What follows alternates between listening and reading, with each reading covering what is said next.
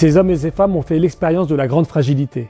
Et cette fragilité, c'est celle qui, chacun de nous, insidieusement, nous fait peur, qui crée cette peur individuelle et collective qui me fait penser que peut-être qu'un jour je ne serai plus éligible et que la société peut aller trop vite pour moi.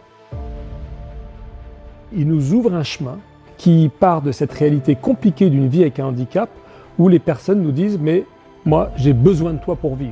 Concrètement, j'ai besoin de toi pour m'aider, pour m'habiller, pour me laver, pour aller aux toilettes, toutes les réalités de la vie quotidienne. Je veux bien que tu m'emmènes jusqu'au là-bas. Parfait. Pousser.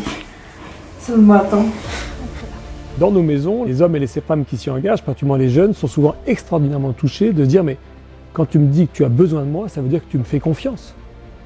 Quand tu me dis que tu as besoin de moi, ça veut dire qu'avec ton corps fragile, tu n'es pas inquiété, que je te surclasse, que je sois dans la compétition. Au contraire, tu me libères de cette inquiétude-là.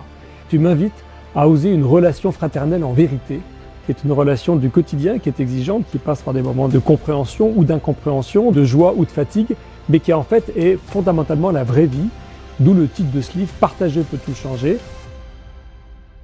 On va cheminer avec toutes les communautés Simone Sirène en France aujourd'hui qui ont réfléchi ensemble dans ces conversations à la fois les enjeux de la maison commune.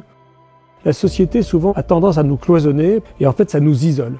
Et donc à Simone Sirène, on apprend ce décloisonnement, une relation qui soit vraie, on appelle ça une relation réciproque. La personne en situation de handicap nous invite à nous poser pour prendre le temps. On appelait ça le temps suspendu. Qu'est-ce qui donne du sens à ma vie? On appelait ça la transcendance. Dans ces lieux où on partage, eh bien en fait ça fait jaillir une vraie joie, une force de vie. Les gens disent souvent ici il y a des grands vivants.